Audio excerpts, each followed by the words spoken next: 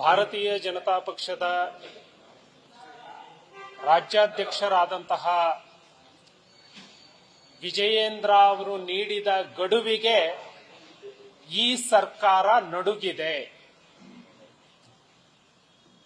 ಶ್ರೀಕಾಂತ್ ಪೂಜಾರಿ ಅವರನ್ನ ತಕ್ಷಣಕ್ಕೆ ಬಿಡುಗಡೆ ಮಾಡಬೇಕು, ಇಲ್ಲದಿದ್ದಲ್ಲಿ ಇಡೀ ರಾಜ್ಯದಲ್ಲಿ ಹೋರಾಟವನ್ನ ಹಮ್ಮಿಕೊಳ್ತೇವೆ ಅಂತ ಹೇಳಿ ರಾಜ್ಯಾಧ್ಯಕ್ಷರಾದಂತಹ ವಿಜಯೇಂದ್ರ ಅವರು 48 ಗಂಟೆಗಳ ಗಡುವನ್ನ ನೀಡಿದ್ರು ಈ ಸರ್ಕಾರಕ್ಕೆ.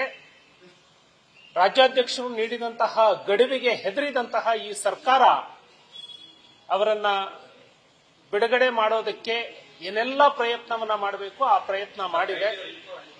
ನಾವು ಕೂಡ ಪೊಲೀಸ್ ಅಧಿಕಾರಿಯಾಗಿ ಐಪಿಸಿ ಸೆಕ್ಷನ್ ಮತ್ತು ಈ ದೇಶದ ಕೋರ್ಟ್ ವ್ಯವಸ್ಥೆ ಕೋರ್ಟ್ ಬಿಡುಗಡೆ ಮಾಡಿದ ಸರ್ಕಾರ ಬಿಡುಗಡೆ ಮಾಡಿದೆ ಸರ್. ಇದು ಕೋರ್ಟ್ ವ್ಯವಸ್ಥೆ ಸರ್ಕಾರದ ಅಂದ್ರೆ ಕೋರ್ಟ್ ಸರ್ಕಾರದ ಮರ್ಜಿಲಿದೆ ಅಂತ ಅರ್ಥನ. ಇವರೇ ನೀವು ಪೊಲೀಸ್ ಸಬ್ ಇನ್ಸ್ಪೆಕ್ಟರ್ ಆಗಿರ್ತಾರೆ, ನಿಮಗೂ ಐಪಿಸಿ ಸೆಕ್ಷನ್ ಬರೆದಂತವ್ರು ಎಫ್ಐಆರ್ ಬರೆದಂತವ್ರು ಇದು ಹೆಂಗ್ ಹೇಳ್ತೀರಾ? ಒಂದು ಕೋರ್ಟ್ ಅನ್ನು ನೀವು ಅಡಗಿಸ್ತಂದೆ, ಒಂದು ಕೋರ್ಟಿನ ಪ್ರೊಸೀಜರ್ ನ ತಾವೊಬ್ಬ ಜನಪ್ರತಿನಿಧಿಯಾಗಿ ಅಡಗಿಸ್ತದೆ sir. Prosecution is the part of government. ಅದನ್ನ ಬುಕ್ ಮಾಡಿ ಸರ್ಕಾರ ಬಿಡುಗಡೆ ಮಾಡಿದಂತ ಈ ವರ್ಡ್ ಬಳಸಿ ಸರ್, ನಾವು ಹಾಕ್ತೀವಿ. ಕೋರ್ಟ್ ಅನ್ನ ಸರ್ಕಾರ ಮೊದಲು ಇಟ್ಕೊಂಡು ಬುಕ್ ಮಾಡ್ಕೊಂಡು ಶ್ರೀಕಾಂತ್ ಪೂಜಾರಿನ ಭಯಭೀತಿ ಬಿಡಿಸಿದೆ ಅಂತ ಹೇಳಿ ನಾವು ಯಾಕಂದ್ರೆ ಸುಮ್ಮನೆ ಹೇಳಿಕೆ ಕೊಡಬಾರ್ದು. ಇವರೇ ಪೊಲೀಸ್ ಅದಕ್ಕೆ ಉತ್ತರ ಕೇಳಿ, ತಾಳ್ಮೆ ಬೇಕಲ್ಲ ನಿಮಗೆ. ಕೇಳಿ ಸರ್, ಸುಮ್ಮನೆ ತಪ್ಪು ಮಾಹಿತಿ ನಾವು ಬಕ್ರಗಳಲ್ಲ, ಅಲ್ಲ ತಪ್ಪು ಮಾಹಿತಿ ಕೊಡಬಾರ್ದು. ತಪ್ಪು ಮಾಹಿತಿ ಹೇಳೋದೆಲ್ಲ ಕೇಳಿಸ್ಕೊಂಡು ಆಗ್ತೀವಿ ಅನ್ನೋ ರಾಂಗ್ ಇನ್ಫಾರ್ಮೇಶನ್ ಕೊಡಬಾರ್ದು. ಮಾತಾಡಬಹುದಾ? ಪ್ರಾಸಿಕ್ಯೂಷನ್ ಅಲ್ಲಿ ಅಬ್ಜೆಕ್ಷನ್ ಹಾಕುವಂತದ್ದು ಸರ್, ನೀವು ಕ್ವಶನ್ ಕೇಳಿದರೆ ನೀವು ಮಾತಾಡಬಹುದು. ನಿಮ್ ಪ್ರಶ್ನೆಗೆ ಉತ್ತರ ಮತ್ತೆ ಕ್ಲಾರಿಫಿಕೇಶನ್ ಕೇಳಬಹುದಾ? ನಿಮ್ ಪ್ರಶ್ನೆ ನನಗೆ ಅರ್ಥ ಆಯ್ತು. ಹಾ, ಈಗ ಮತ್ತೆ ಅದನ್ನೇ ಹೇಳ್ತೀನಿ. ರಾಜ್ಯಾಧ್ಯಕ್ಷರು ನೀಡಿದ ಗಡುವಿಗೆ ಸರ್ಕಾರ ಹೆದರಿದೆ ಅಂತ.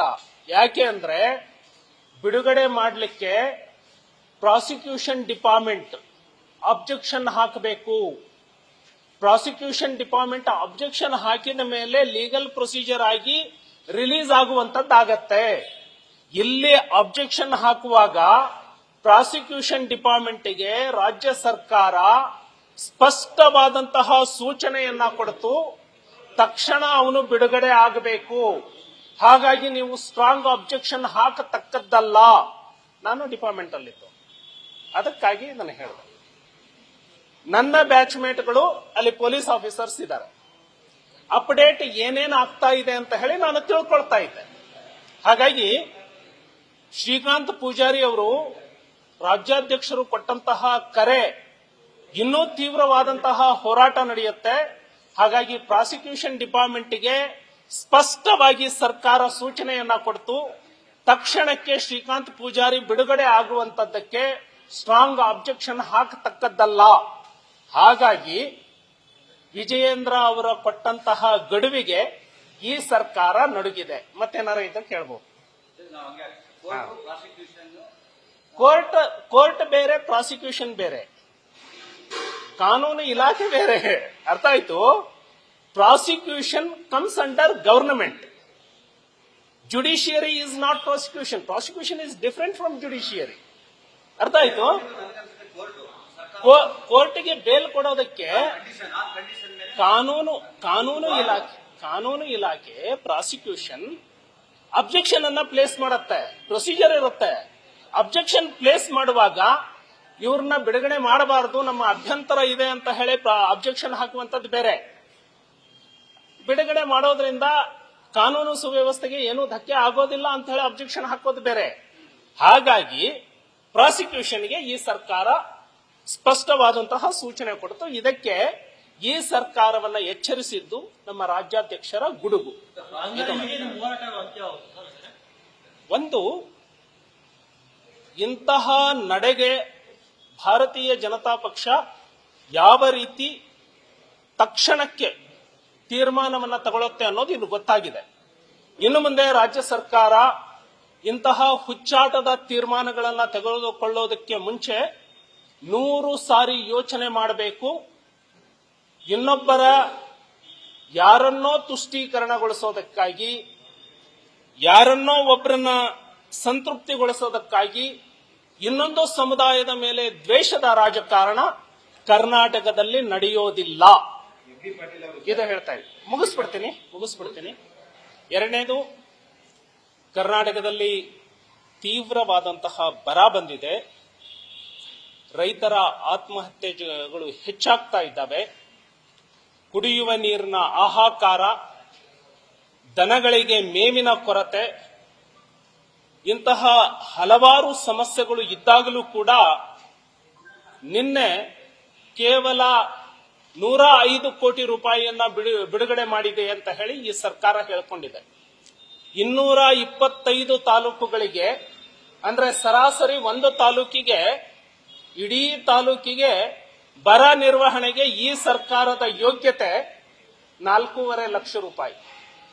3 ಬೋರ್ವೆಲ್ ಹೊಡೆದ್ರೆ ಇಡೀ ತಾಲೂಕಿನ ಬರಾನೇ ನಿರ್ವಹಣೆ ಆಯಿತು ಅಂತ ಹೇಳಿ ಈ ಸರ್ಕಾರ ತಿಳ್ಕೊಂಡ ಹಾಗಿದೆ. ಸನ್ಮಾನ್ಯ ಯಡಿಯೂರಪ್ಪನವರು ರಾಜ್ಯದ ಮುಖ್ಯಮಂತ್ರಿ ಇದ್ದಾಗ ಒಂದು ಮನೆ ಪ್ರವಾಹದಿಂದ ಹಾನಿಗೆ ಒಳಗಾದ್ರೆ 5 ಲಕ್ಷ ರೂಪಾಯಿ ಬಿಡುಗಡೆ ಮಾಡಿದ್ರು. ಕೇಂದ್ರ ಸರ್ಕಾರವನ್ನ ಕಾಯ್ತಾ ಕೂತಿರ್ಲಿಲ್ಲ. ರಾಜ್ಯ ಸರ್ಕಾರ NDRF ಗೈಡ್ಲೈನ್ಸ್ ಅನ್ನ ಡಬಲ್ ಕೊಟ್ಟಿತ್ತು.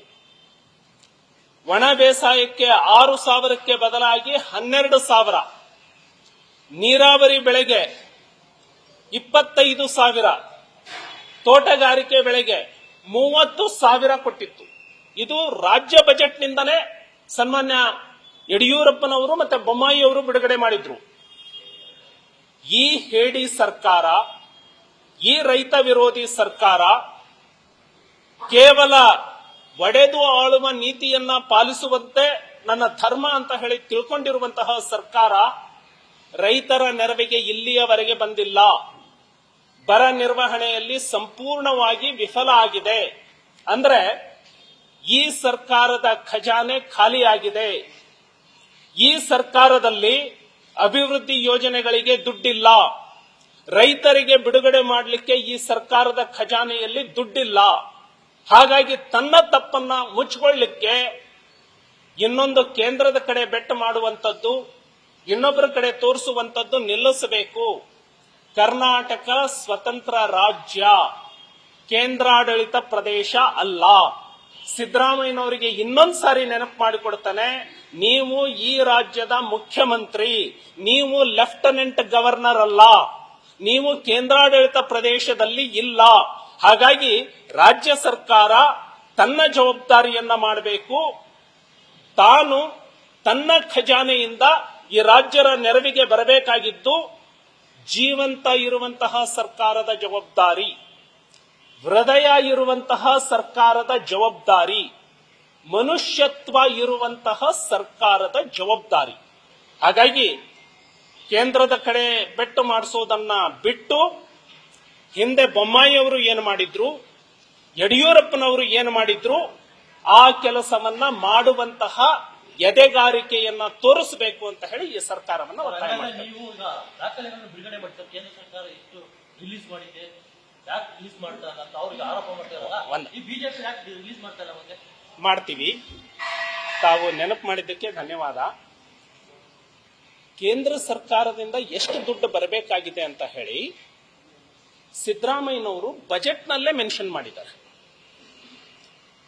ಕೇಂದ್ರ ಸರ್ಕಾರದಿಂದ 37,000 ಕೋಟಿ ರಾಜ್ಯ ಸರ್ಕಾರದ ಪಾಲು ಬರಬೇಕು.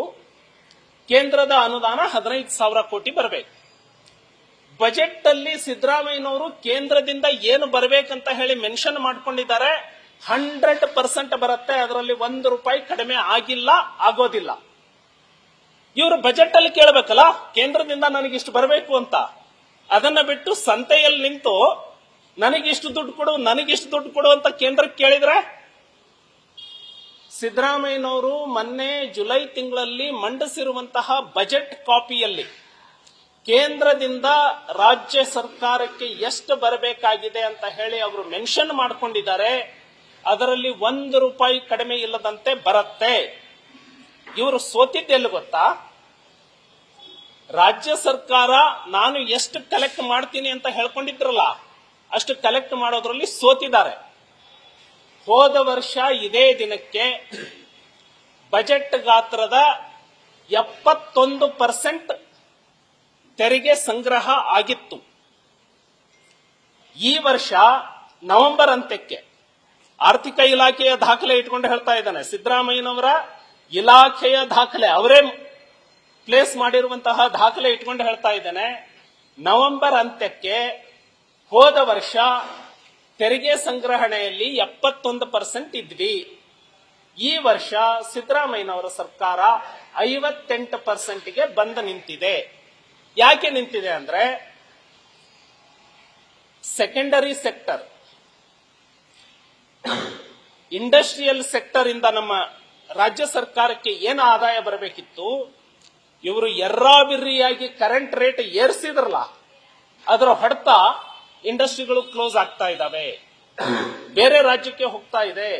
ಹಾಗಾಗಿ ಸೆಕೆಂಡರಿ ಸೆಕ್ಟರ್ ನಿಂದ ಬರಬೇಕಾದಂತಹ ತೆರಿಗೆಯಲ್ಲಿ ಡ್ರಾಸ್ಟಿಕ್ ಹೊಡೆತ ಬಿದ್ದಿದೆ. ಇದು ರಾಜ್ಯ ಸರ್ಕಾರದ ಸಂಪೂರ್ಣ ವೈಫಲ್ಯ. ರಾಜ್ಯ ಸರ್ಕಾರ ದಿವಾಳಿ ಆಗಿರುವಂಥದ್ದು ತನ್ನ ತಪ್ಪು ತೀರ್ಮಾನದಿಂದ. ಹಾಗಾಗಿ ನೀವು 71% ನಾವು ಕಲೆಕ್ಟ್ ಮಾಡಿದ್ವಿ ನವೆಂಬರ್ ಅಂತ್ಯಕ್ಕೆ, ನಿಮ್ಮ ಯೋಗ್ಯತೆಗೆ ನೀವು ಬಂದಿದ್ದು 58%ಗೆ.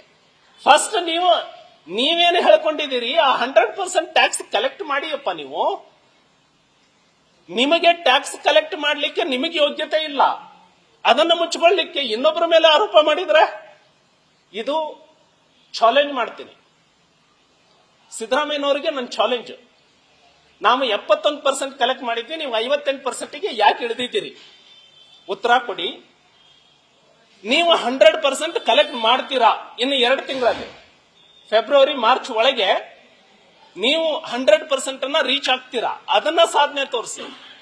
ಕುಣಿಲಿಕ್ಕೆ ಬರಲಾರದವನು ನೆಲ ಡೊಂಕು ಅಂದ್ರೆ ಹೇಗೆ? ನೀವು ಮಾಡೋ ಕೆಲಸದಲ್ಲಿ ನೀವು ಸೋತು ನಿಮ್ಮ ವೈಫಲ್ಯವನ್ನು ಮುಚ್ಚಿಕೊಳ್ಳಿಕ್ಕೆ, ನಿಮ್ಮ ದುರ್ನಾತವನ್ನು ಮುಚ್ಚಿಕೊಳ್ಳಿಕ್ಕೆ ಇನ್ನೊಬ್ಬರ ಮೇಲೆ ಆರೋಪ ಮಾಡುವಂತದ್ದು ಅದು ಒಳ್ಳೆಯ ನಡತೆ ಅಲ್ಲ. ಶ್ರೀಕಾಂತ್ ಪಾಟೀಲ್ ಮಟ್ಕಾ ಏಜೆಂಟ್, ಆ ಮೂಲಕ ಶ್ರೀರಾಮನಿಗೆ ಶ್ರೀಕಾಂತ್ ಪೂಜಾರಿ ಅವಮಾನ ಮಾಡಿದ್ದಾರೆ ಅಂತ ಹೇಳಿದ್ದಾರೆ. ಶ್ರೀಕಾಂತ್ ಪೂಜಾರಿ ಮಟ್ಕಾ ಏಜೆಂಟ್ ಅನ್ನುವಂತ ಆರೋಪ. ಎಂ ಬಿ ಪಾಟೀಲ್ ಅವರಿಗೆ ಮಾನವ ಹಕ್ಕುಗಳು ಅಂದ್ರೆ ಏನು ಅಂತ ಅರ್ಥ ಆಗಿಲ್ಲ ಅನ್ಸುತ್ತೆ. ಪ್ರೈಮರಿ ಬೇಸಿಕ್ ಬರೆದಿರೋ ಸಂವಿಧಾನ ಸ್ಟಾರ್ಟ್ ಆಗೋದೇ we the people of India. Criminal ಇದ್ರೆ ಕ್ರಿಮಿನಲ್ ಆಕ್ಷನ್ ಏನ್ ತಗೋಬೇಕು ತಗೊಳ್ಳೋಣ, ಆದ್ರೆ ಒಬ್ಬ ರಾಮ ಭಕ್ತನಿಗೆ ಅಥವಾ ಕರಸೇವಕನಾಗಿ ಆ ದ್ವೇಷವನ್ನು ತೋರಿಸೋದಿದೆಯಲ್ಲ ಯಾರದೇ ಮೇಲಾದ್ರೂ, ಅದು ನಿಮ್ಮ ಸಣ್ಣತನ. ಹಾಗಾಗಿ ಎಂ ಬಿ ಪಾಟೀಲ್ ಅವರು ಮಾನವ ಹಕ್ಕುಗಳು, ಹ್ಯೂಮನ್ ರೈಟ್ಸ್, ಅದರ ಡೆಫಿನೇಷನ್ ಏನು ಅಂತ ಹೇಳಿ ಓದಬೇಕು. ನ್ಯೂಸ್ ಫಸ್ಟ್ ನಿರ್ಭೀತಿಯಿಂದ ನಿಮ್ಮ ಪರವಾಗಿ.